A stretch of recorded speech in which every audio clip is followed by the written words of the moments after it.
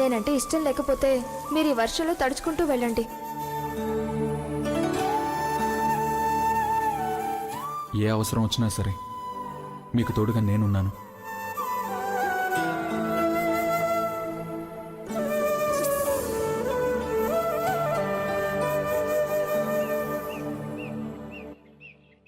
కన్నా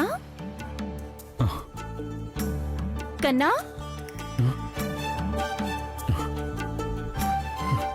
కన్నా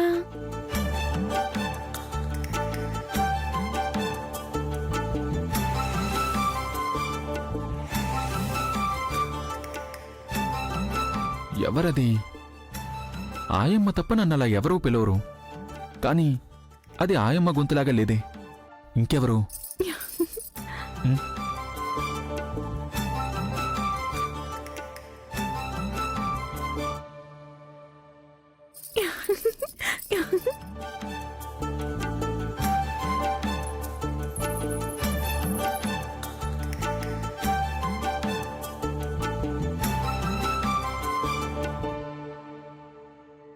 ఎవరది?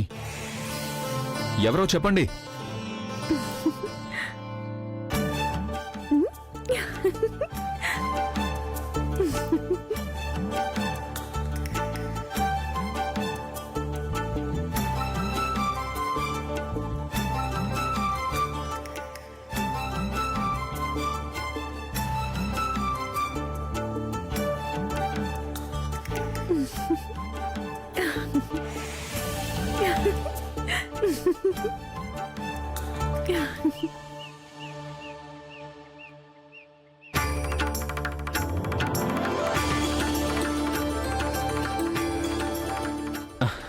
నువ్వా శ్రీవాణి? వాణి, నువ్వేంటి ఇక్కడ? నేను మీకోసమే వచ్చాను. అది సరే, నువ్వేంటి ఇక్కడికి వచ్చావు? మీరింటికి వచ్చినప్పుడు నేను మిమ్మల్ని కలవడం కుదరలేదు కదా. కనీసం నన్ను చూడ్డానికైనా ఆకుండా వెంటనే ఇక్కడికి వచ్చేశారు. అందుకే నేను ఇక్కడికి వచ్చాను. కానీ నువ్వు ఇక్కడికి వచ్చావని నాకు తెలియదు కదా. మీ అమ్మ నాన్న మాత్రమే వచ్చారేమో అని నేను అనుకున్నాను. నేనంటే ఇష్టం లేదు కదా, అందుకే నా గురించి ఆలోచించలేదు. నాకెవరన్నా చెప్తేనే కదా నువ్వు వచ్చిన విషయం నాకు తెలుస్తుంది. మీరు కారు తీసుకుని వస్తారని చెప్తే ఆ రోడ్లో మేము ఎంతసేపు ఎదురు చూసామో తెలుసా? వచ్చారా? లేదుగా. కనీసం ఇంటికొచ్చాకైనా పలకరించారా? ఒక్క మాట కూడా మాట్లాడకుండా ఇక్కడికొచ్చి కూర్చున్నారు. అది చూడు వాణి, నాకిక్కడ చిన్న పనుంది, అందుకే వచ్చాను. ఏం పనుంది? అది సరే పదండి, మనం ఇంటికి వెళ్దాం. వదులు, రండి. వదులు. టీ కూడా తాకుండా ఇక్కడికి వచ్చేసారని నాకు తెలుసు. రండి, వచ్చి టీ తాగండి. అది కాదు, నువ్వు చెయ్యొద్దులు, నేను వస్తానని చెప్పాను కదా. ఇంటికి వెళ్లేంత వరకు ఈ చేతిని వదిలే సమస్య లేదు. రండి. అది కాదు, రండి, రమ్మని చెప్తున్నాను కదా. ఎవరైనా చూస్తే బాగుదు. రండి. వదులు, నువ్వు నా చెయ్యొద్దులు, నేను వస్తాను. ఇదేంటి కొత్త కదా? వాణి వదులు. షూ. రా బావా. వదులు వదులు. అసలు ఎక్కడ ఏం జరుగుతుందో నాకేం అర్థం కావట్లేదు.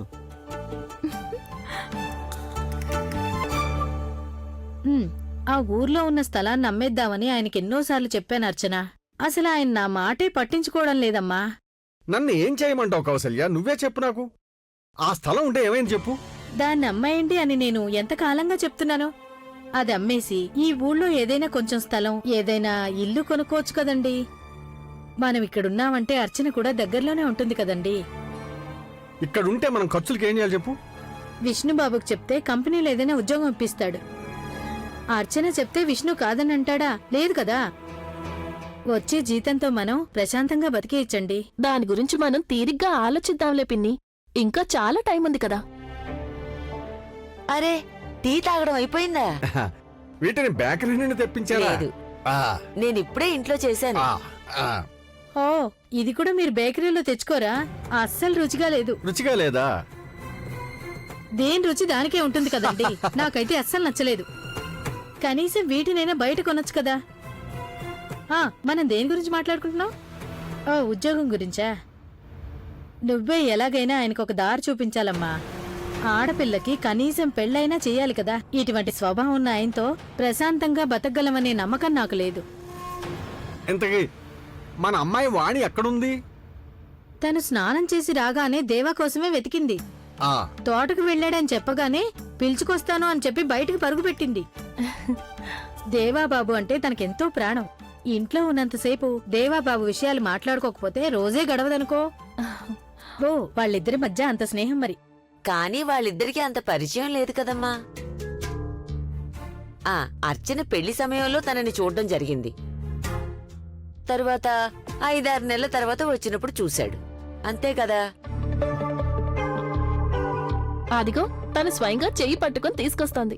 ఆ? నేను చూసినప్పుడు అక్కడ తోటలో ఒక్కరే కూర్చునున్నారు. లాక్కుని తీసుకునొచ్చాను. ముందుకు రండి. ఇంటికి అతిథులు వచ్చినప్పుడు పట్టించుకోకుండా వెళ్ళిపోవడం ఏంటి? మీకేమైనా బాగుందో చెప్పండి. నేను వాళ్ళని పలకరించాను, చూసి మాట్లాడిన తర్వాత వెళ్ళాను. కావాలంటే నువ్వే అడుగు. ఇక్కడికి వాళ్ళు మాత్రమే రాలేదుగా, వాళ్ళతో నేను ఉన్నాను కదా. చూసారా? మాట్లాడారా? లేదుగా. కానీ నువ్వు కూడా వచ్చావని నాకు తెలియదు కదా. నాకు తెలుసుంటే నీతో కూడా మాట్లాడాకే వెళ్ళేవాణ్ణి. నిజంగానా? తీస్తే కూడా తాకుండా మీ దగ్గరకు పరిగెత్తుకొచ్చింది. మీకోసం ఒకటే కలవరిస్తుంది. మీరు కూర్చోండి, నేను టీ తీసుకొస్తాను. తన మొహంలో సంతోషం చూసారా? దేవాబాబుని చూస్తే తనకేమీ అవసరం ఉండదు. మరి దేవాబాబు గారంటే తనకు అంత ఇష్టం. అవును. ఎదుటి వాళ్ళకి సహాయం చేయడమే ఆయనకు తెలుసు. ఎవరైనా కష్టాల్లో ఉంటే వారికి సహాయం చేయడం ఆయనకి ఎంతో ఇష్టం.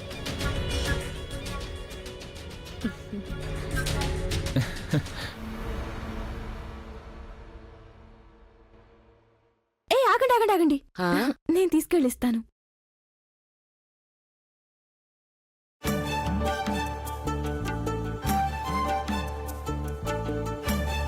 టీ.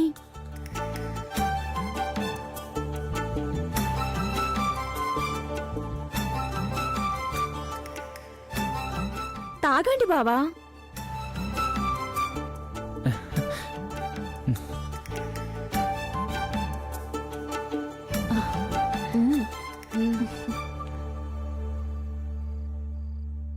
ఏంటి ఆఫీస్ గురించి ఆలోచిస్తున్నారా? అబ్బే అదేం కాదు వల్లి, ఏం చేయాలో తోచక ఆలోచిస్తున్నానంతే. మెడిసిన్స్ వేసుకోండి అన్నా. ఆ. ఓ ఇవన్నీ వేసుకోవాలా? ఆ ఫార్మసీలో ఉన్న మందులన్నీ రాసిచ్చినట్టున్నారు. వీటి కోసం మన దగ్గర బోల్డ్ డబ్బులు గుంచుతారు.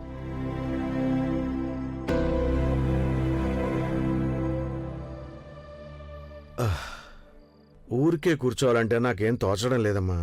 అదే నా సమస్య. ఎంతసేపు నేను ఇలా ఊరికే కూర్చుంటాను, నువ్వే చెప్పు. లేకపోతే మరి ఇల్లంతా పరిగెత్తుకుంటూ నడవాలనుందా ఏంటి మీకు? ఎంతకాలంగా నేను చెప్తున్నాను చెకప్ చేసుకోవడానికి వెళదాము అని, రేపు వెళదాము, ఎల్లుండి వెళదాము అని. నాకు చెప్పి చెప్పి పరిస్థితి ఇంతవరకు తెచ్చారు. ఇప్పుడు మీరు మందులు వేసుకోవాల్సిందే. ఇప్పుడు నీకు ఏ సమస్య ఉండదు కదా. నాకు విశ్రాంతి కావాలనే కదా కోరుకున్నావు. 2 రోజుల తర్వాత నేను పూర్తిగా నార్మల్ అయిపోయి నేను మళ్ళీ ఉద్యోగానికి వెళ్తాను చూడు. అవును మరి. మీరిలాగే మాట్లాడుతూ ఉంటారు. నేను మీకు చెప్పినా మీరు దాన్ని అస్సలు పట్టించుకోలేదు. చెప్పి చెప్పి నేను అలసిపోయాను. మీరు పడిపోయిన తర్వాతైతే నా ప్రాణం పోయినట్టయింది. ఒక్క నిమిషం అయితే నాకు ఏమీ తోచలేదనుకోండి. అంతే కదమ్మా, నువ్వెవరినన్నా పిలవమన్నప్పుడు స్వయంగా ఆ దేవుళ్ళ కనిపించారాయన. సరిగ్గా చెప్పావమ్మా. ఆ సమయంలో దేవసర్ గనక ఇంటికి రాకపోతే మనిద్దరం ఆడవాళ్ళం కలిసి ఏం చేసేవాళ్ళం? సాధారణంగా ఆయన కారులో రారు, కానీ ఈరోజు అనుకోకుండా ఇటువైపు నుండి కారులో వెళ్తున్నారు. నిజంగా అది మన అదృష్టమమ్మా. నిజమే, సరైన సమయానికి మన కోసం ఆయన దేవుళ్ళ వచ్చారు. అది నిజంగా దేవుడి అనుగ్రహం. ఆలోచన చూస్తే ఈ ఊర్లో అడుగుపెట్టిన దగ్గర నుండి ప్రతి విషయంలోనూ మనకు సహాయం చేయడానికి దేవగారు తోడుగా ఉన్నారు. ఏమండి, నాకొకటి అనిపిస్తోంది. ఎప్పుడు మనకి ఎలాంటి అవసరం వచ్చినా సరే అప్పుడు మనకి సహాయం చేయడానికి దేవాసారు వస్తున్నారు. ఆ రోజు వల్లిని పోలీసులు తీసుకెళ్లిన రోజు మీరు ఎంతడిగినా వదిలిపెట్టలేదు. అప్పుడు ఏం చెయ్యాలో తోచని సమయంలో దేవాసార్ ఒక దేవదూతలాగా వచ్చారు. అప్పుడే నాకు ధైర్యం వచ్చింది. హ్మ్. ఆయనకి మనకి మధ్య పోయిన జన్మలో సంబంధం ఉందేమో అనిపిస్తోంది. బహుశా పోయిన జన్మలో అతను మన కొడుగ్గా పుట్టుంటాడు.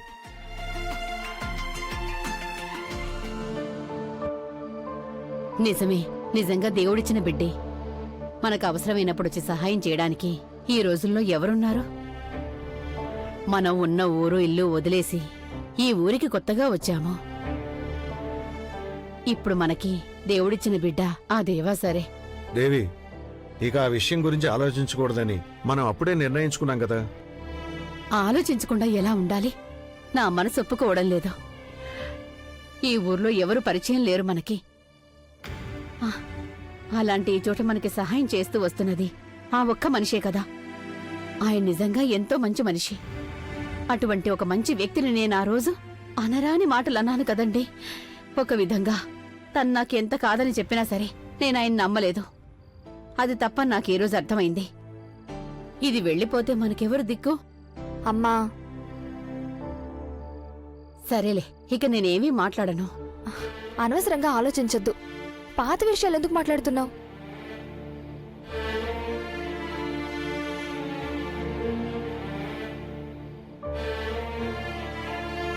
ఏంటి దేవి ఇదంతా? తను అన్ని విషయాలు మర్చిపోయింది. మళ్ళీ నువ్వెందుకు గుర్తు చేస్తున్నావు? అప్పుడప్పుడు నాకే తెలియకుండా అన్నీ గుర్తొస్తాయి. ఏం చేయను?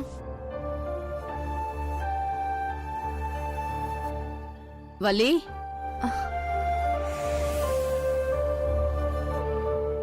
నేనేదేదో మాట్లాడేశాను.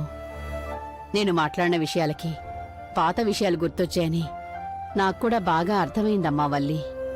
వదిలేయమ్మా, నువ్వు కూడా ఇక పాత విషయాలు మర్చిపో. నేనవన్నీ ఎప్పుడు మర్చిపోయానమ్మా. కొత్త జీవితం కోసం మనందరూ ఈ మార్తాండపురానికి వచ్చాం. ఇక్కడికి వచ్చిన తర్వాత నేను పాత విషయాలేవీ ఆలోచించలేదు. నాకు మనసులో ఏమీ లేదమ్మా. అంతేకాకుండా ఆలోచించి ప్రయోజనం ఏంటి? అందులో మన తప్పేమీ లేదు కదా. ఇంక నువ్వెళ్ళు, నేను కాసేపు ఇక్కడే ఉండొస్తాను. ఉమ్.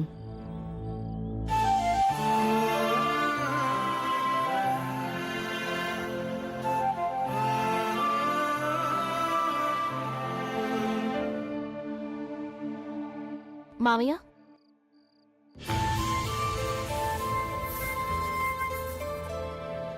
ఓ పరమేశ్వరరావు గారు, మీరొచ్చారా? బయట ఏవో కొత్త చెప్పులు కనిపిస్తూ ఉంటేను ఎవరొచ్చారా అని ఆలోచిస్తూ ఉన్నాను. అయ్యో, మా గురించి మీరు తప్పుగా ఏమీ అనుకోకండి. అచ్చన్ను చూసి ఇప్పటికే చాలా రోజులు గడిచిపోయాయి కదా, అందుకనే వచ్చాము. దాందే ఉంది. ఎవరైనా మా ఇంటికి వచ్చి వెళ్తున్నారు అంటే మాకు సంతోషంగానే ఉంటుంది. ఇంతకీ ఎప్పుడొచ్చారు? ఉదయమే వచ్చాం. మీరెక్కడికో బయటికి వెళ్లారని అచ్చన చెప్పింది. వయసు మీద పడిన తర్వాత ప్రశాంతంగా ఇంట్లో కూర్చుందామంటే ఊళ్ళో వాళ్ళు ఒప్పుకోవటం లేదు. ఏదో పని మీద ఎప్పుడూ వస్తూనే ఉంటారు. అవసరమైనప్పుడు ఊళ్ళో వాళ్ళందరికీ మీరు సహాయం చేస్తున్నారంటే అది చాలా గొప్ప విషయం.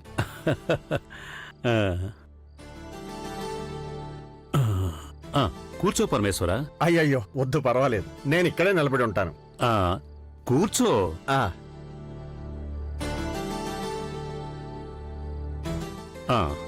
పొలం పనులు ఎలా జరుగుతున్నాయి?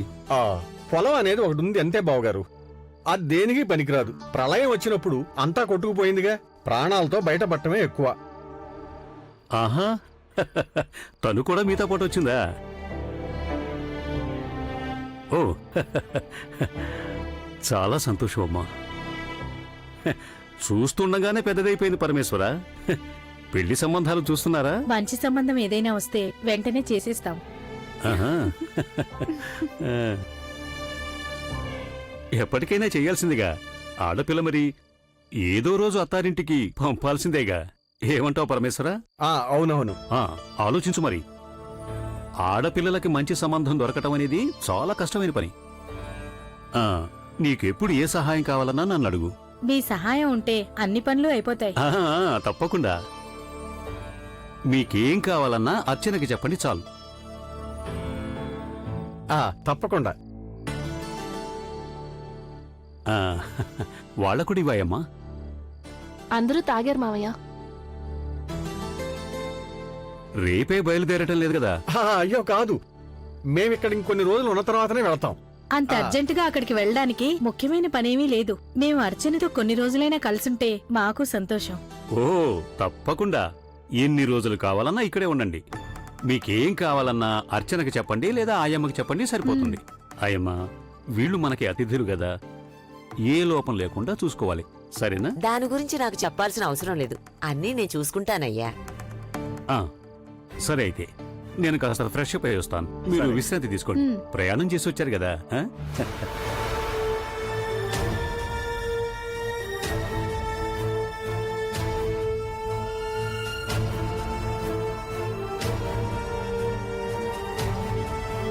అదృష్టం ఉంటే నువ్వు కూడా అక్కలాగా మంచింటికి వెళ్తావు.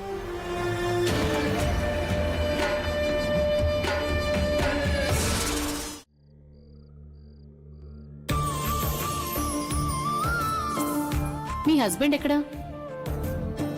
బయట కూర్చున్నారు మేడం. పిలు. సరే, అన్నీ ఆయన చేతికి ఇచ్చేశాను. ఎవరికిచ్చారు? అదే మీ హస్బెండ్ చేతికి. అదిగో ఆయన మందుల కోసం వెళ్తున్నారు.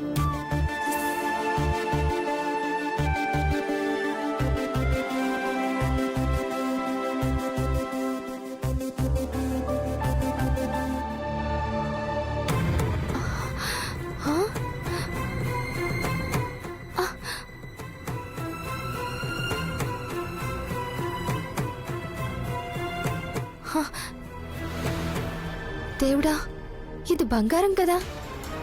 అంటే దేవా సార్ నాకు తిరిగిచ్చింది నా బ్రేస్లెట్ కాదు. ఆయన నాకు బంగారం ఎందుకు కొనిచ్చారు?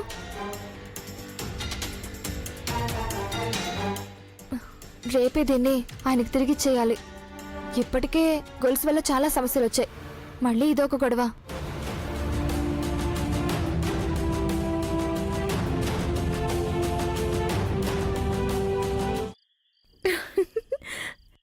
అమ్మా, ఈ ప్రోగ్రాం నిజంగానే చాలా బాగుందమ్మా. నువ్వు కూడా చూస్తావా? నేను నిజం చెప్తున్నాను, తన పెళ్లి గురించి మాత్రమే నాకు కంగారు. 21 సంవత్సరాలు వచ్చాక కూడా ఏంటి ఈ పనులన్నీ? ఇంకా తనొక చిన్నపిల్లలాగా ప్రవర్తిస్తుంది. ఎప్పుడు చూసినా నవ్వుతూ సరదాగా చిన్నపిల్లలా ఆడుకుంటుంటుంది. ఎక్కడైనా ఉద్యోగం చేస్తావా అంటే మాత్రం ఏమీ మాట్లాడదు. ఎప్పుడు చూసినా మొబైల్లో ఏదో ఒకటి చూస్తూ, టీవీ చూస్తూ టైంపాస్ చేస్తుంటుంది. ఎన్నిసార్లు చెప్పినా అది తలకెక్కించుకోవడం లేదు అర్చనా. దాని గురించి నువ్వేమీ కంగారు పడొద్దు. ఈ కాలం పిల్లలందరూ ఇలాగే ఉన్నారు. వాళ్ళకిలాగే నవ్వుతూ సరదాగా సంతోషంగా ఉండడం అంటేనే నచ్చుతుంది. మనలా బాధ్యతగా ఉండాలి అంటే వాళ్ళకింకా టైం పడుతుంది పిన్ని.